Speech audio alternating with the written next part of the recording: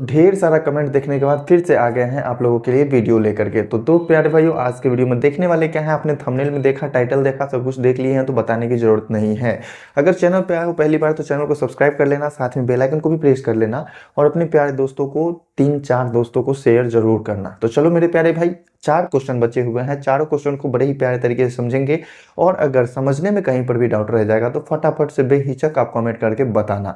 लेकिन अपने ही तरफ से हम 100% देंगे, एकदम अच्छे तरीके से क्लियर करा देंगे सारे क्वेश्चंस को। तो चलो आज का अपना वीडियो शुरू करते हैं। तो देखो मेरे प्यारे भाई, क्वेश्चन नंबर 22 क्वेश्चन नंबर 22 जो है कहता है एक खुले आयताकार हौज की बाहरी लंबाई, चौड़ाई और गहराई क्रमशः दिया हुआ है। लंबाई कितना है 1.35 मीटर, चौड़ाई कितना है 1.08 मीटर और गहराई कितना है 90 सेंटीमीटर। तो किसी भी आकृति में, किसी भी घन घना बेलन या जो भी हो, हौज है चाहे जो भी है, किसी भी आकार का होगा और उसमें जो भी बीमाएं दिया होता है उसका लंबाई चौड़ाई ऊंचाई सबका यूनिट पहले करना है आपको सेम। तो यहाँ पर देखो ये दो चीज मीटर में दिया हुआ है, एक चीज सेंटीमीटर में है। तो हम क्या करेंगे, या तो सबको सेंटीमीटर में चेंज कर लेंगे या तो सबको मीटर में चेंज कर लेंगे। तो चलो आओ, सबसे पहले हम करते हैं सबको सेंटीमीटर में ही चेंज करना आसान होगा। सेंटीमीटर में चेंज करने के लिए 100 से गुना कर देंगे, क्योंकि 1 मीटर में 100 सेंटीमीटर होता है। तो 1.35 मीटर में कितना हो जाएगा 135 सेंटीमीटर 100 से गुना करने पर। इसमें अगर 100 से गुना करेंगे तो ये 108 सेंटीमीटर हो जाएगा और ये जो अपने पास सेंटीमीटर में है ही। क्वेश्चन देखो इसके आगे क्या कह रहा है। क्वेश्चन में कह रहा है यदि हौज के निर्माण में प्रयुक्त लोहे का मोटाई 2.5 सेंटीमीटर हो तो हौज की धारिता और हौज के निर्माण में प्रयुक्त लोहे का आयतन ज्ञात कीजिए। मतलब हौज जो है ना वो बना हुआ है लोहा का और उस लोहा का मोटाई कितना है तो 2.5 सेंटीमीटर है। एक बात बताओ, अगर हौज है उसका बाहरी लंबाई दिया हुआ है, जैसे मान लो कि हम बनाते हैं एक आकृति, ये हौज है और ऊपर से खुला हुआ है, ठीक है, हौज है ऊपर से खुला हुआ है, मान लो कि यही हौज है, ठीक है। अगर ये एक लोहे का बना हुआ है तो इतना मोटा मान लो कि लोहा है, अगर इतना मोटा लोहा है और इतना मोटा, कितना मोटा लोहे का मोटाई कितना है 2.5, मतलब यहाँ से यहाँ तक लेकर के कितना हो जाएगा 2.5 और इधर भी कितना होगा 2.5, ठीक है। अगर इस हौज में पानी ही भरना है, अगर इस हौज में पानी ही भरना है तो बाहर से लेकर के बाहर तक का लंबाई जो है ये दिया हुआ है, कितना है 135 सेंटीमीटर। अगर हम पानी भरेंगे तो इसके अंदर में इतने दूर में ना भराएगा, ये तो जो लोहा वाला भाग है उसमें थोड़ी ना पानी भराएगा। तो अगर हमको इसकी धारिता निकालना है, मतलब इस हौज में कितना पानी आएगा ये निकालना है, तो इसके लिए हमको आंतरिक लंबाई, आंतरिक चौड़ाई और आंतरिक ऊंचाई चाहिए, जिससे कि अंदर का आयतन हमारे पास पता चल जाए। तो अगर बताइए 135 अगर बाहर से बाहर नापने पर है तो 2.5 सेंटीमीटर इधर लोहा का मोटाई हो गया, 2.5 सेंटीमीटर इधर लोहा का मोटाई हो गया। तो यहां से लेकर के यहां तक का जो लंबाई होगा वही ना लंबाई कहलाएगा आंतरिक। तो इसीलिए अगर हमको आंतरिक लंबाई चाहिए तो आंतरिक लंबाई कितना होगा 2.5 सेंटीमीटर एक तरफ से और 2.5 सेंटीमीटर एक तरफ से, दोनों तरफ से घटेगा। इसका मतलब 135 अगर बाहर से बाहर का है तो अंदर से अंदर का 2.5 मतलब 5 घट जाएगा, मतलब कितना बचेगा 130 सेंटीमीटर। बात आया समझ में।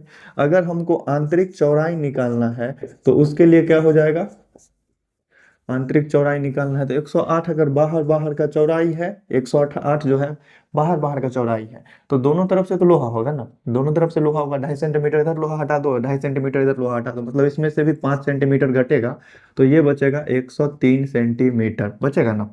अब चूंकि गहराई है, गहराई में ध्यान देना, गहराई h, ठीक है, पहले कितना था 90 सेंटीमीटर और ये जो गहराई है ना ये ऊपर से कोई लोहा नहीं है, ऊपर से खुला हुआ है, हौज जो है ऊपर से खुला हुआ है, ऊपर से कोई लोहा है ही नहीं, तो ऊपर वाला घटाने का जरूरी थोड़ी है, नीचे में लोहा है। मतलब ये कितना 2.5 सेंटीमीटर, मतलब 2.5 सेंटीमीटर लोहा है तो 2.5 सेंटीमीटर ही घटेगा।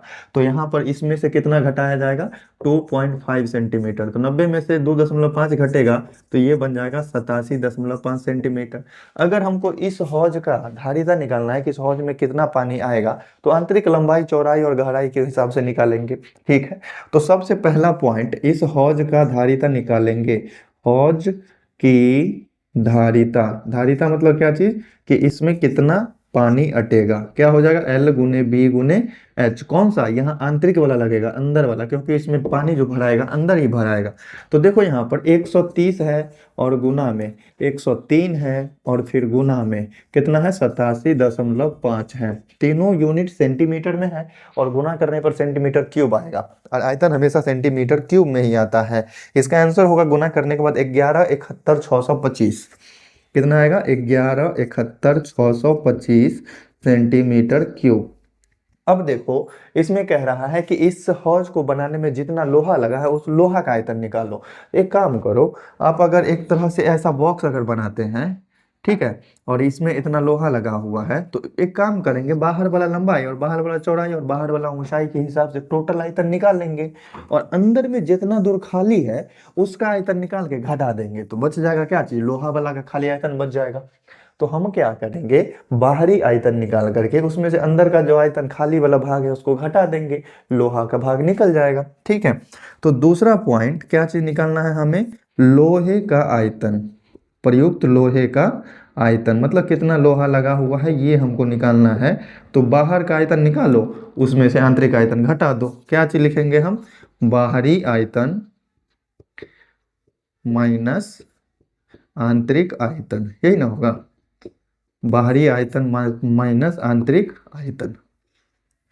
ठीक है, बाहर का आयतन कितना है, आंतरिक आयतन तो हम निकाले हुए हैं, हौज का धारिता जो है ये अंदर का आयतन है। बाहर का आयतन निकालने के लिए हमको बाहर का लंबाई चौड़ाई ऊंचाई गुना करना पड़ेगा, 135 गुना 108 और गुना 90, और इसमें से हमको क्या करना पड़ेगा, घटाना पड़ेगा आंतरिक आयतन जो कि हम निकाले हुए हैं 1171,625, और ये पूरा का पूरा यूनिट किस चीज में आएगा, सेंटीमीटर क्यूब में, क्योंकि ये भी चीज क्या है, आयतन ही है। अगर इसको गुना किया जाए तो गुना करने पर थोड़ा बड़ा संख्या आने वाला है, हम देख लेते हैं। 13/12 200 आ रहा है, 13/12 200, और इसमें से घटाना है 1171,625। घटाइए, 10 में से 5 घटेगा, चाहे घटा कर भी कितना आ रहा है सो भी देख लेते हैं, 14,0575 आ रहा है, 14,0575 सेंटीमीटर क्यूब। ये हो गया आंसर। देखो हौज का धारिता निकालना था, मतलब अंदर से इसमें कितना पानी अटेगा ये निकालना था, तो आंतरिक लंबाई चौड़ाई ऊंचाई का यूज करके हमने निकाला, और लोहे का आयतन निकालना था तो टोटल बाहरी में से आंतरिक को हम घटा दिए। ठीक है, जितना दूर पानी भराएगा उतना दूर लोहा थोड़े ना होगा। बात समझ में आया कि नहीं आया, मतलब टोटल आयतन में से जितना दूर पानी है उसको हटा दो तो बच जाएगा लोहे वाला भाग। तो बस वही टोटल बाहर वाला आयतन निकाल कर उसमें पानी वाला आयतन को घटा दिए तो लोहा वाला भाग बच गया। तो चलिए मेरे प्यारे भाई, उम्मीद करते हैं समझ गए होंगे अच्छे तरीके से। स्क्रीनशॉट लेकर के नोट करना चाहते हैं नोट करो। चलो बढ़ते हैं अपने अगले क्वेश्चन पे। तो देखो बहुत ही प्यारा सा क्वेश्चन है, 23 नंबर क्वेश्चन में कह रहा है कि 2 मीटर गहरी और 45 मीटर चौड़ी एक नदी है, इसमें 3 किलोमीटर प्रति घंटा की रफ्तार से पानी प्रवाहित हो रही है, तो 1 मिनट में प्रवाहित पानी का आयतन ज्ञात कीजिए। तो देखो यहाँ पर अगर किसी भी आकृति का, मतलब घनाभ के आकार का ही है, लंबाई चौड़ाई ऊंचाई दिया हुआ है, तो अगर हमको इसका आयतन निकालना है तो लंबाई चौड़ाई ऊंचाई तीनों मालूम होना चाहिए, जिसमें कि हमको लंबाई नहीं पता है लेकिन हमको पता है पानी का चाल। तो पानी का चाल अगर हमको मालूम है तो इससे हम क्या कर सकते हैं, पानी का चाल कितना दिया हुआ है, पानी का चाल 3 किलोमीटर प्रति घंटा, पानी का चाल 3 किलोमीटर प्रति घंटा, पानी की चाल कितना है, 3 किलोमीटर प्रति घंटा। तो कैसे क्वेश्चन में ये कह रहा है कि 1 मिनट में इस पाइप से, मतलब इस मतलब क्या चीज है, हाँ नदी है, हाँ 1 मिनट में इस नदी से कितना पानी प्रवाहित होगा, पानी का आयतन हमको निकालना है। तो हम देखेंगे ना कि 1 मिनट में पानी कहाँ से कहाँ जा रहा है, कितना दूरी तय कर रहा है। 1 मिनट में इस घनाभ के आकार के नदी का लंबाई कितना है ये देखना चाहेंगे। तो 3 किलोमीटर प्रति घंटा का मतलब क्या होता है, इसका मतलब होता है कि 60 मिनट में, 1 घंटा में 3 किलोमीटर, चूंकि 60 मिनट में तय की गई दूरी पानी द्वारा, यही ना, 60 मिनट में तय की गई दूरी कितना है, 3 किलोमीटर, है ना। तो इसीलिए 1 मिनट में कितना दूर जाएगा पानी ये हम निकाल लेते हैं। 1 मिनट में तय दूरी, 1 मिनट में तय दूरी कितना होगा पानी का, 1 मिनट में तय दूरी हो जाएगा, अगर 60 मिनट में इतना है तो 1 मिनट में हो जाएगा 3/60 किलोमीटर। ठीक है, लेकिन यहाँ पर हमको ये किलोमीटर में ना कि मीटर में दिया हुआ है, 3/60 और गुना में कितना हो जाएगा 1000 मीटर। चूंकि किलोमीटर में कितने मीटर होते हैं, किलोमीटर में 1000 मीटर होते हैं, तो किलोमीटर को मीटर में बदलना है तो 1000 से गुना करना पड़ेगा। 0 से 0 कटा, 3 दूना 6 कटा और 2 से ये कट के 50 आ जाएगा। मतलब लंबाई कितना हो जाएगा, 1 मिनट में पानी कितनी दूर जाएगा, 50 मीटर दूर जाएगा। तो 1 मिनट में पानी का आयतन अगर निकालना है तो 1 मिनट में मान लो कि पानी यहाँ से लेके यहाँ तक गया और ये दूरी कितना है, 50 मीटर। तो इतना दूर का आयतन हम निकाल लेंगे, वही पता चल जाएगा कि 1 मिनट में कितना पानी प्रवाहित हो रहा है। तो देखो यहाँ से 1 मिनट में प्रवाहित पानी का आयतन अगर हमको निकालना है, प्रवाहित पानी का आयतन क्या हो जाएगा, L गुने बी गुने एच। L गुने बी गुने एच, ये ना होगा। क्योंकि चौड़ाई और ऊंचाई हमको मालूम है, ऊंचाई मतलब गहराई, गहराई और चौड़ाई हमको मालूम है। लंबाई हमको पता चल गया पानी के चाल से कि 1 मिनट में ये 50 मीटर दूर जाएगा। तो लंबाई इसका हो जाएगा 50, चौड़ाई हो जाएगा इसका 2 और ऊंचाई मतलब गहराई कितना हो गया, 45। और ये पूरा का पूरा आ जाएगा मीटर क्यूब में। तो 50 दूना 100 और 100 को 45 से गुना करेंगे तो 4500 मीटर क्यूब हो जाएगा इसका आंसर। उम्मीद करते हैं ये क्वेश्चन भी बहुत ही प्यारे तरीके से समझ गए होंगे। तो चलो बढ़ते हैं अपने नेक्स्ट क्वेश्चन पे। तो देखो अब 24 नंबर क्वेश्चन कि किसी दिन 10 सेंटीमीटर वर्षा होने का रिकॉर्ड अंकित किया जाता है। 3 हेक्टेयर क्षेत्र में हुई वर्षा के पानी का आयतन ज्ञात कीजिए। मतलब किसी क्षेत्र में जो है ना 10 सेंटीमीटर वर्षा होता है, मतलब वर्षा का पानी इतना जम गया कि 10 सेंटीमीटर ऊंचा तक उसका लेवल चला गया। ठीक है, 3 हेक्टेयर जमीन में टोटल कितना पानी अटेगा ये हमको बताना है। 3 हेक्टेयर जमीन है, हेक्टेयर क्या होता है, क्षेत्रफल होता है। ठीक है, और हेक्टेयर का मतलब ही समझ लो। 1 हेक्टेयर जमीन कितना होता है, 1 हेक्टेयर का मतलब होता है कि 1 हेक्टेयर का मतलब होता है 100 मीटर लंबा और 100 मीटर चौड़ा जमीन। 100 मीटर इधर नाप लो और 100 मीटर उधर नाप लो, टोटल जो क्षेत्रफल होगा वर्ग बनेगा ना 100 सेंटीमीटर वाला, वो बनेगा 1 हेक्टेयर जमीन। ठीक है, तो अगर 3 हेक्टेयर है इसका मतलब 300 इधर 300 इधर है। ठीक है, मतलब अगर हम देखेंगे 1 हेक्टेयर का क्षेत्रफल कितना होता है तो 1 पर 4 गो 0 और मीटर स्क्वायर होगा। मतलब 1 हेक्टेयर मतलब 10,000 मीटर स्क्वायर। 3 हेक्टेयर का मतलब 30,000 मीटर स्क्वायर, यही ना होगा। 3 हेक्टेयर का मतलब 30,000 मीटर स्क्वायर, यही होगा। अब देखो वर्षा की मात्रा अगर 10 सेंटीमीटर दिया हुआ है तो इसको अगर हम मीटर में बदलेंगे तो 0.1 मीटर लिख सकते हैं ऐसे, क्योंकि सब कुछ मीटर में है। और किसी जमीन का अगर क्षेत्रफल दिया हुआ है इसका मतलब लंबाई गुने चौड़ाई दिया हुआ है। ठीक है, तो पानी का आयतन अगर हमको निकालना है, पानी का आयतन, तो ये क्या हो जाएगा, पानी का आयतन बराबर होगा L गुने बी गुने एच। L गुने बी का मतलब क्या चीज, क्षेत्रफल। क्षेत्रफल कितना है अपने पास, 30,000 मीटर स्क्वायर।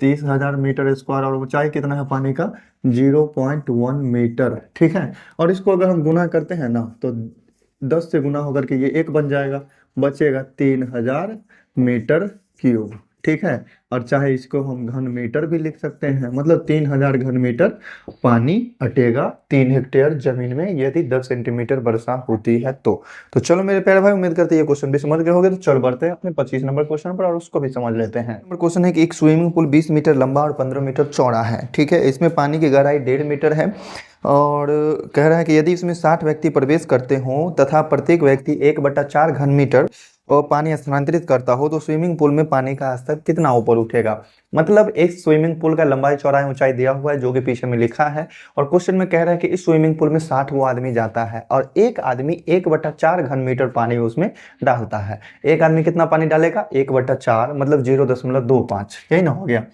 प्रति व्यक्ति स्थानांतरित पानी कितना होगा, 1/4 घन मीटर।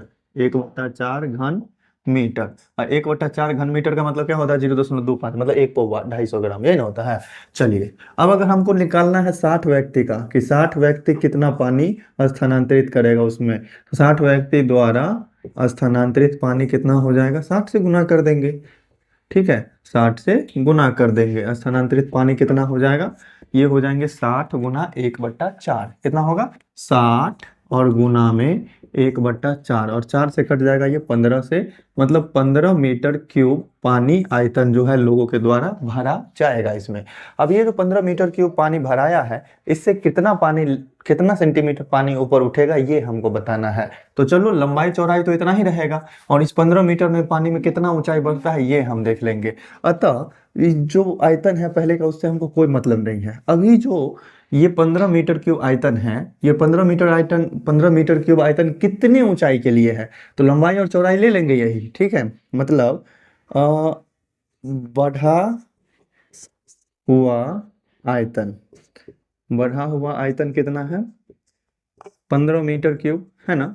तो जो लंबाई है चौड़ाई है ये तो कांस्टेंट ही रहेगा, L गुने बी गुने एच ही तो होगा फॉर्मूला, 15 मीटर क्यूब, ठीक है। और लंबाई चौड़ाई यही रखो 20 मीटर और गुना में 15 मीटर, ठीक है। और ऊंचाई h हमको नहीं पता है कि कितने ऊंचाई पर ये 15 मीटर क्यूब आयतन आया है। हमको h का वैल्यू अगर निकालना है तो ये हो जाएगा 15 मीटर क्यूब और बट्टा में 20 मीटर और गुना में 15 मीटर।